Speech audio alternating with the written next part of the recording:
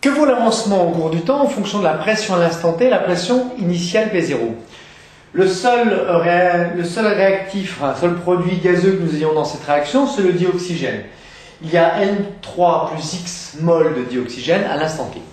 Comme le dioxygène est supposé étant considéré comme un gaz parfait, on peut dire par conséquent que l'on a la loi des gaz parfaits, c'est-à-dire P de T fois le volume V0 égale le nombre de moles, eh bien c'est N3 plus X, N3 plus X fois RT. Autrement dit, P de T égale N3 plus X fois RT divisé par le volume V0.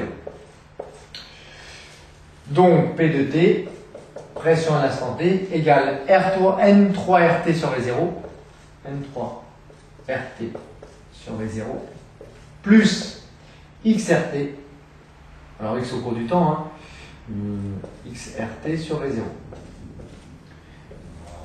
N3 RT V0, c'est tout simplement la pression à l'instant initial quand le nombre de moles de dioxygène valait N3. Donc P de T, pression à l'instant T, égale la pression à l'instant T égale 0, plus l'avancement X fois RT sur V0.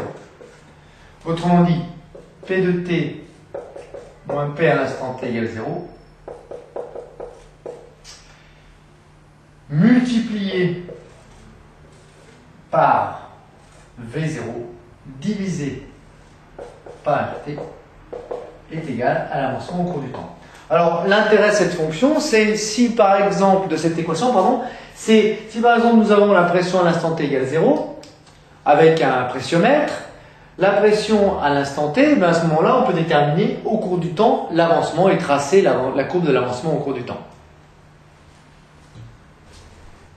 Attention au PV égale NRT, il faut bien connaître les unités légales, les unités du système international. On les retrouve dans le coefficient R, la constante R, qui vaut 8,314 pascal, unité de pression, mètre cube, unité de volume, puisque la longueur c'est en mètres, la surface en mètres carrés, le volume ne peut être qu'en mètres cubes, mol moins 1 évidemment, et Kelvin moins 1, la température n'est pas en degrés Celsius, elle est en Kelvin moins 1, je vous le rappelle. Donc la pression à l'instant T, on regarde dans le tableau, elle vaut 1084 hectopascal, c'est-à-dire 1084 fois 10 puissance 2 pascal. La pression à l'instant T 0, 1020 hectopascal, comme en météo marine, on parle en hectopascal. La température est de 296 Kelvin, le volume du réacteur V0 vaut 275 millilitres, autrement dit ça nous fait 275 fois 10 moins 3 litres.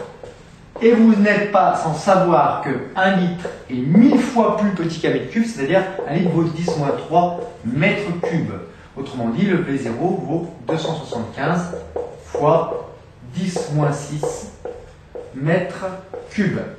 On réinjecte toutes ces valeurs dans l'expression de X à l'instant T1, pression à l'instant T1 moins pression à l'instant T0 sur RT fois le volume V0, et on trouve X à l'instant T1 qui est égal à 7,15 fois 10 moins 4 mol.